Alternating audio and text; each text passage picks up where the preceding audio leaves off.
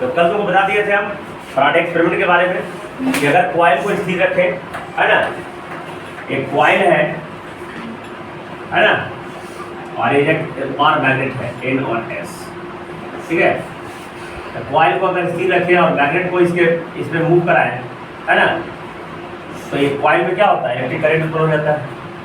तो दिक्कत, और या तो मैग्नेट को स्थिर रखें, कॉइल को मूव कराएं, क्या कराएं, दोनों केस में कॉइल में ही करंट उत्पन्न होगा। और ये जो क्रिया है इसे कहते हैं इलेक्ट्रोमैग्नेटिक इंडक्शन, है ना। तो अभी जो ये कॉइल में जो करंट उत्पन्न हुआ, कॉइल में करंट मोशन के द्वारा, हाँ, तो इस करंट को बोलते हैं इंड्यूस्ड करंट। क्या करंट? इंड्यूस्ड करंट, है ना। तो ये करंट कितना होगा, कितना ज़्यादा होगा, ये किन किन बातों पे डिपेंड करेगा, है ना, वो लिखो। Factors on which induced current depends, factors on विच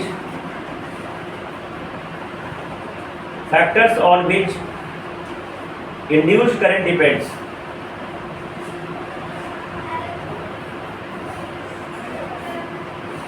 किस किस बातों पे ये जो करंट उत्पन्न होगा वो डिपेंड करेगा। सबसे पहला ये जो कॉइल का देख रहा था, ये number of turns, 1 turns, 2 turns, 3 turns, तो कुल बड़ा हुआ है ना। तो लिखो the number of turns in the coil. पहला जो फैक्टर है कौन है, the number of turns in the coil. कैसे लिखेगा, larger the number of turns,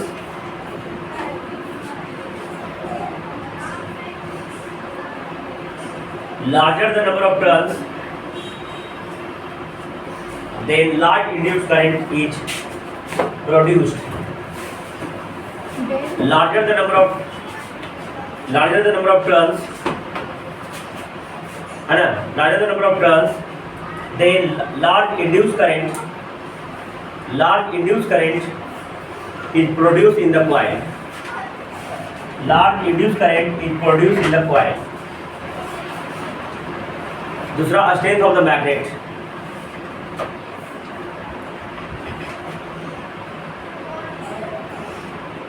ये फैक्टर्स ऑन विच, हेडिंग लिखो, factors on which induced current depends. पहला नंबर ऑफ टर्न्स पर, number of turns in the coil. दूसरा, the strength of the magnet, लिखो induced current is directly proportional to the strength of magnet. दूसरा, strength of the magnet, पहला दूसरा strength of the magnet. देखो induce current is directly proportional to the strength of magnet. Directly proportional करने का मतलब कि अगर मैग्नेट ज़्यादा ताकतवर होगा, ज़्यादा magnetic field lines, magnetic strength इसका ज़्यादा होगा, तो ज़्यादा करंट को उत्पन्न होगा। अगर कम पावरफुल रहेगा तो कम जो करंट उत्पन्न होगा उसका जो मान होगा, वैल्यू होगा, कम होगा। तीसरा, द स्पीड, तीसरा डिपेंड करेगा द स्पीड बाय विच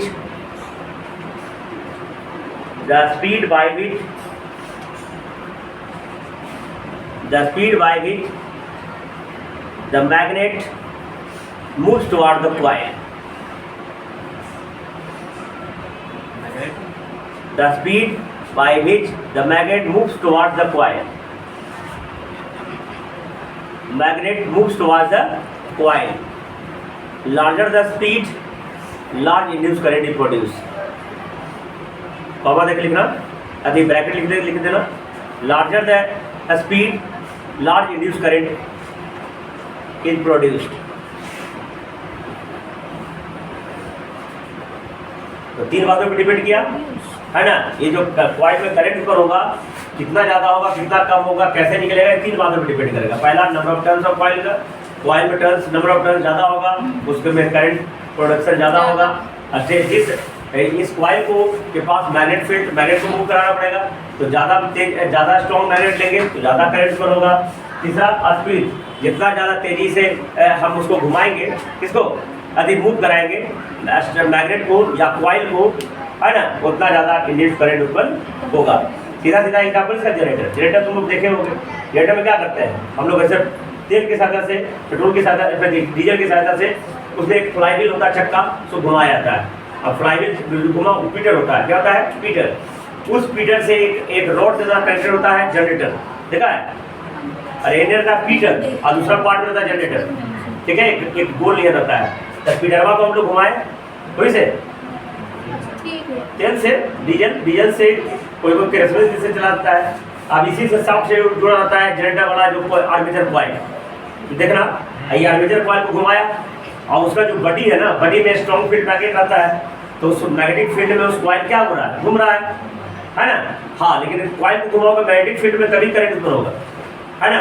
अगर मैग्नेटिक फील्ड नहीं रहेगा, है ना, तब कॉइल को घुमाओगे तब करंट उत्पन्न नहीं होगा, समझ गया ना? दिक्कत तो कॉइल को घुमाना पड़ेगा तुमको magnetic field lines, magnetic field में ही, तभी इलेक्ट्रिक करंट। कोई तुमसे पूछेगा ये करंट कैसे उत्पन्न होता है, तो मैं तुमको बताया था properties of magnetic field lines में, ये मैग्नेटिक फील्ड लाइंस से कर्व लाइंस होते हैं, बताया होगा। पोल पर नजदीक होते हैं, जैसे जैसे पोल से जाते हैं दूर ये गैप बढ़ते जाता है। मैग्नेटिक फील्ड लाइंस कभी एक दूसरे क्रॉस नहीं करते हैं, तो दिक्कत। तो जब मैग्नेटिक फील्ड में आर्मेचर कॉइल को डाला जाता है, तो मैग्नेट का तो मैग्नेटिक फील्ड है ही है, अब कॉइल भी एक टेम्पररी मैग्नेट बनाता है, जब उसमें करंट जाता है ना, जब किसी कॉइल में करंट हम प्रोड्यूस कराएंगे तो एक टेम्पररी मैग्नेट बन जाता है, तो टेम्पररी मैग्नेट के अराउंड में मैग्नेटिक फील्ड लाइंस बन जाती है, और परमानेंट मैग्नेट का एक मैग्नेटिक फील्ड है, तो सभी मैग्नेटिक फील्ड लाइन दूसरे को क्या करते हैं? कट करते हैं, और जैसे मैग्नेटिक फील्ड लाइन दूसरे को कट करते हैं तब उसमें स्पार्क के द्वारा इलेक्ट्रॉन्स का फ्लो होने के कारण इलेक्ट्रिक करंट उत्पन्न। तो मैग्नेटिक फील्ड लाइंस को कट करने के कारण, क्रॉस करने के कारण उस कॉइल में करंट उत्पन्न होता है, ठीक है? अगर जो परमानेंट मैग्नेट है उसका मैग्नेटिक फील्ड लाइन दूसरे को क्रॉस करेगा ना, तो उस कॉइल में भी, उस परमानेंट मैग्नेट में करंट आ जाएगा, लेकिन उसका मैग्नेटिक फील्ड लाइन से दूसरे क्रॉस नहीं करते हैं, ठीक है? लेकिन जनरेटर के केस में मैग्नेटिक फील्ड लाइंस एक तो परमानेंट मैग्नेट है ना, जो बार मैग्नेट ले सकते हो, किस तरह का मैग्नेट ले सकते हो, और एक जैसी ये आर्मेचर कॉइल है, तो आर्मेचर कॉइल में जैसे ही इलेक्ट्रिक करंट देते हैं तो ये भी एक मैग्नेट जैसा बिहेव करता है, तो दिक्कत, तो ये भी एक टेम्पररी मैग्नेट बन जाता है। तो इसी में उसको मूव कराते हैं, तो मूव कराने से मैग्नेटिक फील्ड लाइंस कट होता है और उसके कारण उसका कॉइल में क्या होता है? इलेक्ट्रिक करंट जनरेट हो जाता है। ये तुम्हारा रीजन है। तो देखो सर में करंट कितना ज़्यादा होगा, ये 3 बातों पर डिपेंड करेगा। पहला, कॉइल में नंबर ऑफ टर्न्स कितना है, दूसरा स्पीड कितना है, और जो परमानेंट मैग्नेट ले रहे हैं या जो पहले से मैग्नेट लिया हुआ है वो कितना पावरफुल मैग्नेट हम ले रहे हैं, ठीक है? तो देखो सर में अगला जो चीज़ है कि मैं तुमको पहले बताया था कि जब हमको माने जाए कहीं एक बहुत बड़ा एक खाने का कार्यक्रम चल रहा है, हमको भूख भी कस के लगा हुआ है ना, लेकिन सिर्फ जानेंगे कि इंडिया में कहीं चल रहा है खाने का कार्यक्रम, अच्छा अच्छा खाना खिलाया जा रहा है, उसे थोड़ी हमारी पेट भर जाएगी। हमको पता होना चाहिए कि वो खाना कहाँ चल रहा है, ठीक है? जब ना वो जगह जाएंगे तो हमारा पेट भरेगा। जैसा करंट उत्पन्न होगा, है ना, लेकिन करंट कहाँ उत्पन्न होगा, तब ना उसका करंट का इस्तेमाल कर पाएंगे हम, है ना? जनरेटर में भी देखो मोशन कहाँ होगा, तो फ्लेमिंग लेफ्ट हैंड रूल से पता चला कि अगर हम करंट इस तरीका से देंगे, करंट इस तरीका से देंगे, मैग्नेटिक फील्ड इस तरीका से रहेगा, तो करंट ऊपर की ओर, मोशन ऊपर की ओर होगा, क्लॉकवाइज, अपवर्ड एंड डाउनवर्ड, यानी क्लॉकवाइज और एंटी क्लॉकवाइज रूप में मोशन होगा। तब हम उसका इस्तेमाल मोटर में किए, अब मोटर जो है का इस्तेमाल करके बहुत सारा अप्लायंस हो क्या किए बनाए। तो करंट अब कैसे होगा, कैसे मैग्नेटिक फील्ड रखेंगे, तो कहाँ पे इंड्यूस करंट होगा, ये बताएगा तुम्हारा फ्लेमिंग राइट हैंड रूल। क्या बताएगा? Right hand rule. आगे जाके 11-12 में पढ़ोगे तो विशेष रूप से पढ़ोगे, प्रैक्टिकल करोगे तो और बढ़िया समझ में आएगा। तो थ्योरेटिकली चीज़ है, प्रैक्टिकल से ही समझ में आएगा तुमको। लिखो, direction of induce current determined by, direction of induce current, direction of induce current is determined by, direction of current induced current determined by Fleming right hand rule. Fleming right hand rule.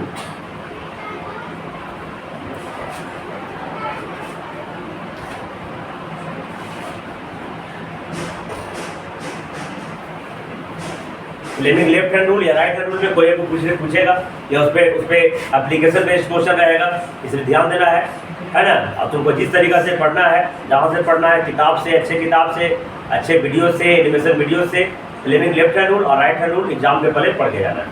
इससे question आ जाएगा या फिर इसके application पे आ जाएगा, है ना। तो ध्यान देना है इसमें। ये और मैग्नेटिक फील्ड का जितना भी टॉपिक है वो सभी तुमको अधिकतर से अधिकतर मैं नोट्स भी लिखा दिया हूँ, है ना। ये नोट्स भी परीक्षा से पहले बहुत काम करेगा इसमें, ठीक है। और ये तो फ्लेमिंग राइट लिखो, when we stretch our 3 fingers, when we stretch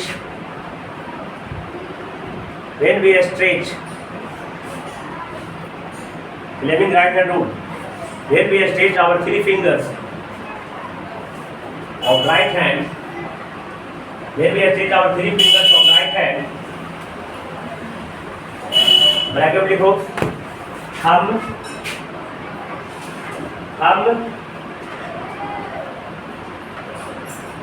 index finger, thumb, index finger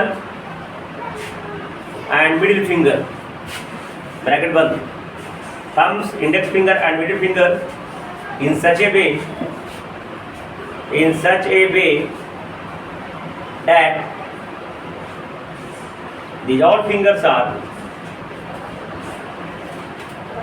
THEAC beta. These all fingers are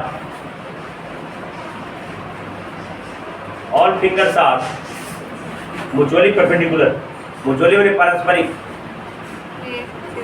Mutually perpendicular. Then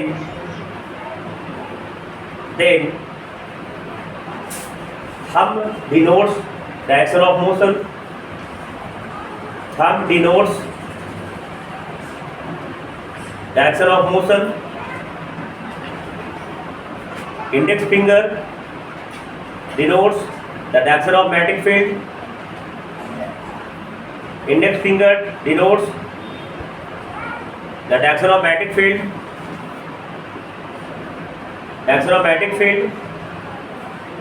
And middle finger denotes the direction of induced current. याद रखने के लिए Fleming left hand या right hand denote the direction of induced current.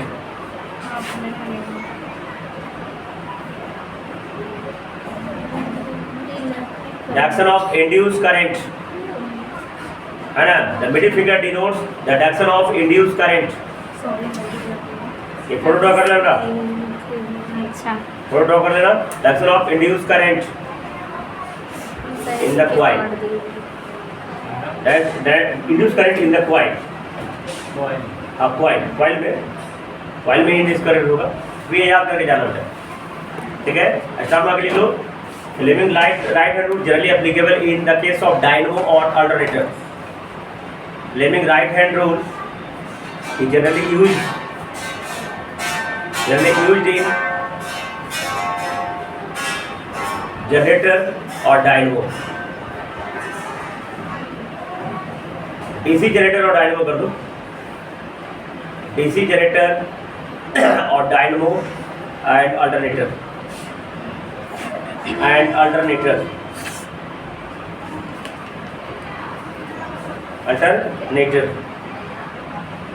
Star में क्या लिखोगे? Fleming right hand rule is also known as dynamo rule. Fleming right hand rule is also known as dynamo rule. Fleming right hand rule is also known as dynamo rule.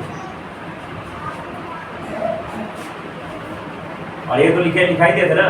Fleming left hand is applicable in electric motor है ना. Motor जैसा लिखा है लिख देना है ना. Fleming left hand rule is used in applicable in electric motor. ठीक है.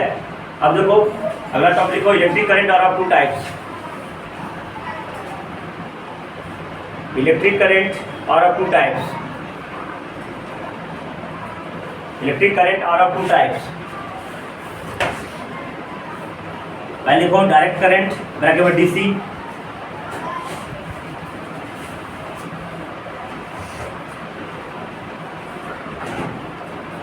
डायरेक्ट करंट शॉर्ट में लिखो डीसी और दूसरा अल्टरनेट करंट शॉर्ट में लिखो एसी. पहले को डायरेक्ट करंट शॉर्ट में डीसी और दूसरा अल्टरनेट करंट शॉर्ट में एसी.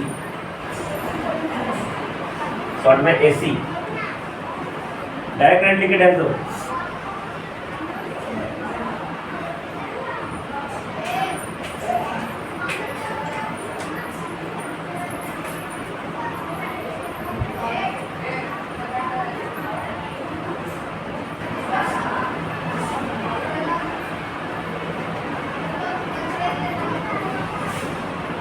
देखो आयन इलेक्ट्रिक करंट,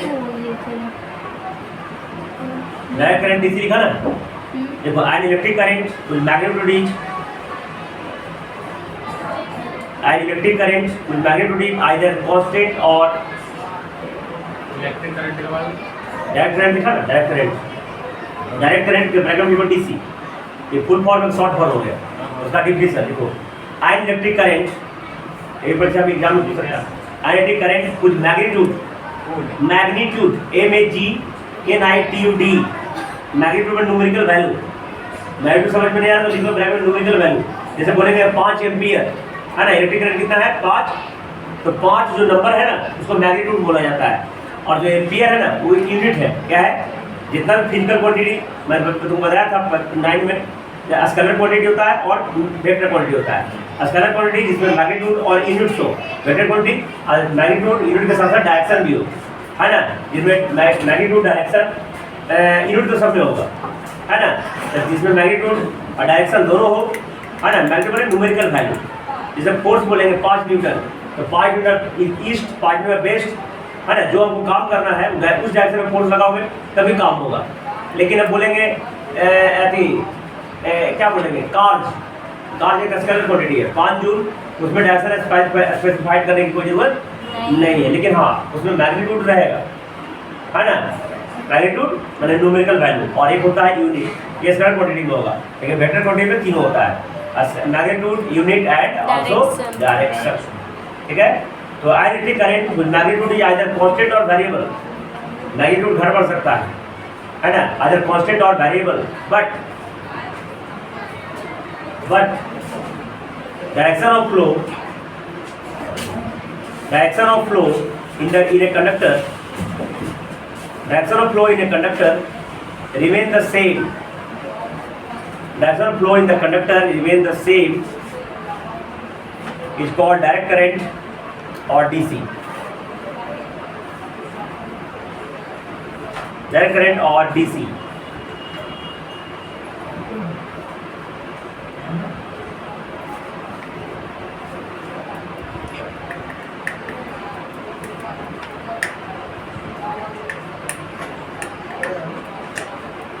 ठीक है,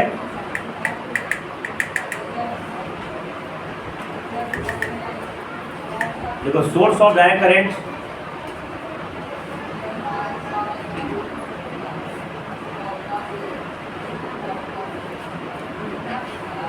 source of direct current is voltage cell, VOLTAIC, जो बैटरी इंस्टॉल करते हो, नहीं घर में बैटरी है, हाँ, सोर्स ऑफ डायरेक्ट करंट कहाँ से हमको प्राप्त होगा, तो voltage cell, source of direct current are source में स्रोत जहाँ से हमको डीसी करंट मिलेगा। ये जो पंखा चल रहा है एसी करंट से, एसी से चल रहा है, अल्टरनेट करंट से चल रहा है, लेकिन बैटरी जो हमको प्रोड्यूस करता है वो डीसी देता है, जनरेटर जो चलाते हैं जो करंट देता है वो डीसी देता है। ये जो हम लोग टॉर्च में बैटरी इस्तेमाल करते हैं, रिमोट में बैटरी इस्तेमाल करते हैं, ये सब कैसा करंट देता है, डीसी करंट देता है। इसलिए इसका जो मान होता है कांस्टेंट होता है जनरली, और एक समान ताल से चलते रहता है, डीसी करंट है ना। इसमें कोई कंप्लीट साइकिल नहीं होता है, सब एक ही तरह के, इसमें कोई भी करंट का डायरेक्शन सेम, जब वेव उसका ड्रॉ होगा तो उसमें एक ही तरह का डायरेक्शन रहेगा, सेकंड का डायरेक्शन नहीं रहेगा, उसको वेव में बदलेगा। ऐसे बोल देंगे तो पता नहीं चलेगा, है ना।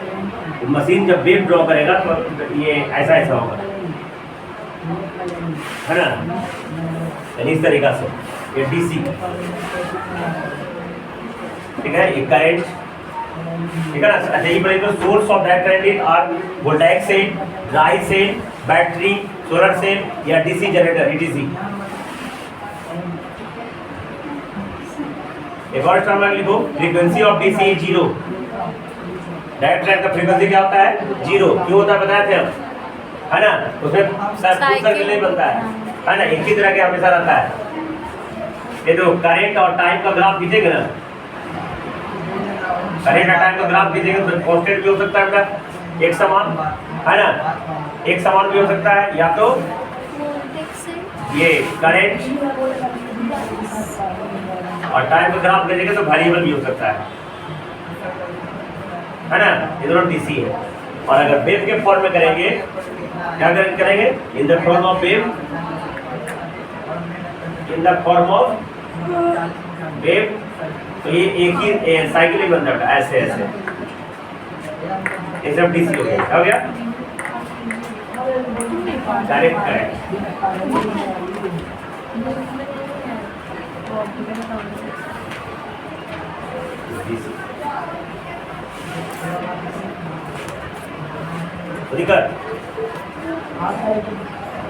अब देखो अल्टरनेट करंट एसी, निकालो फटाफट। अल्टरनेट करंट एसी,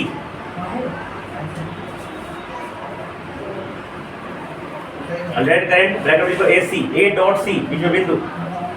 देखो इलेक्ट्रिक करंट, इलेक्ट्रिक करंट कुछ magnitude changes with time, magnitude numerical value. Electric current कुछ मैग्नीट्यूड चेंजेस विद टाइम, कुछ magnitude changes with time and direction reverse periodically.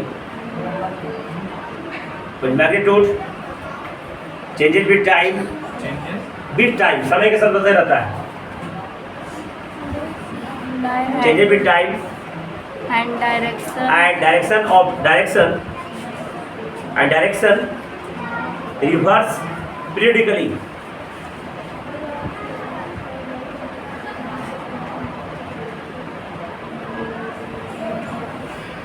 is called alternate current, it's called alternate current।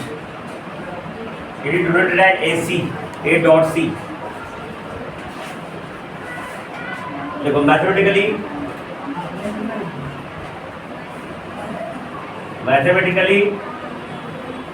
I बराबर I not short sine omega by sine omega T. देख लो I not sine omega T, जहाँ I है electric current, I not है तुम्हारा maximum electric current, और AC current में बताया था साइन थीटा का जो ग्राफ होता है ना, साइन वेव होता है। एक्स्ट्रा में भी लिख लो AC current generally sine wave. AC current नहीं, एसी करंट क्या, एसी में मेरा हो गया अल्टरनेट करंट है ना, एसी में अल्टरनेट करंट हो गया बेटा। तो AC is sine wave, is AC is a type of sine wave है ना। ओमेगा क्या है, पढ़े 9 में पढ़े हो, 9 में पढ़ाए थे ओमेगा बराबर ओमेगा और वी वाई दिया। यार देखो 2 पाई बाई टी, हाँ 2 पाई बाई ओमेगा तुम्हारा एंगुलर वेलोसिटी है, बी बराबर ओमेगा आर। बी बराबर जब ओमेगा एक लीनियर वेलोसिटी होता है, ओमेगा एंगुलर वेलोसिटी होता है। तो एंगुलर वेलोसिटी मतलब एक कंप्लीट साइकिल में कितना से कोण बनाएगा 360 डिग्री, 360 डिग्री बराबर 2 पाई रेडियन कितना, 2 पाई बाई टी को ओमेगा कहेंगे। यहाँ से क्या हो जाएगा, आई बराबर आई नॉट साइन 2 पाई बटा में टी गुना टी, पूरा है ना, 2 पाई बटा टी, 2 पाई बटा टी और गुना टी। ऐसे भी कर सकते हो, इसको फ्रीक्वेंसी बोलते हैं। क्या बोलते हैं, है ना, 2 पाई 1 बाई टी को फ्रीक्वेंसी बोलते हैं, है ना। 2 पाई फ्रीक्वेंसी टू टी भी कर सकते हैं। तो क्या इतना ठीक है। अब ग्राफिकली कैलकुलेट करिए इस तरीके से जीरो होगा बेटा। ग्राफिकली जो है ये साइन वेव होता है, ऐसा ऐसा ऐसा थोड़ा ड्रॉ कर देगा। ये maximum peak value of AC, ये जो है क्या है, पीक वैल्यू ऑफ एसी यानी मैक्सिमम करंट, मैक्सिमम करंट ठीक है। डायरेक्शन हमेशा चेंज करते रहे। ये 0 हो गया, ये मैक्सिमम आई नॉट हो गया और ये तुम्हारा माइनस आई नॉट हो गया, ठीक है। और ये टाइम, इसका जो वैल्यू होता है बदलते रहता है, ठीक है। यहाँ से यहाँ को टाइम देखते हैं, ये हो जाएगा तुम्हारा T/2, ठीक है। तो अगला दिन बता देंगे advantage of AC over DC और disadvantage of AC over DC. ध्यान देना। मैं तुमको देखो देखा है इधर सुनो बोलो सुनो, जब तुम देखे बेटा ये भी पंखा चल रहा है ना हाँ तो लाइन पे चल रहा है ना, लाइट से चल रही है ना।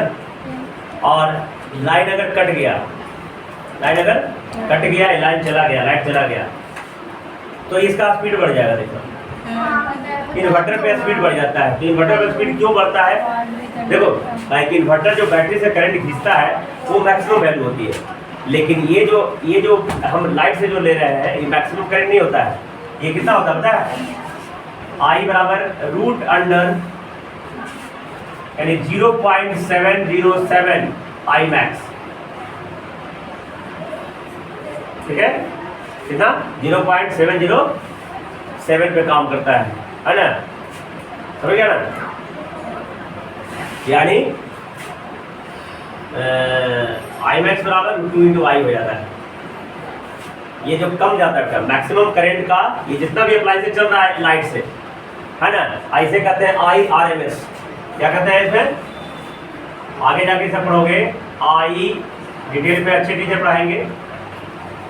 IRMS, RMS होता है रूट मीन स्क्वायर वैल्यू। क्या होता है RMS में? क्या होता है RMS, रूट मीन स्क्वायर, इसका फुल फॉर्म हो गया रूट मीन स्क्वायर। कितना वैल्यू होता है? 0.707 गुने I मैक्स।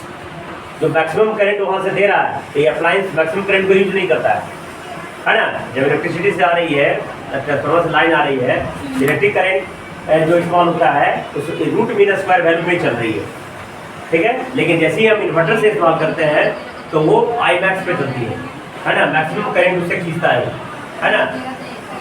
इसलिए वो जैसे ही लाइन कटेगा इन्वर्टर में होगा तो उसका स्पीड अचानक क्या हो जाएगा?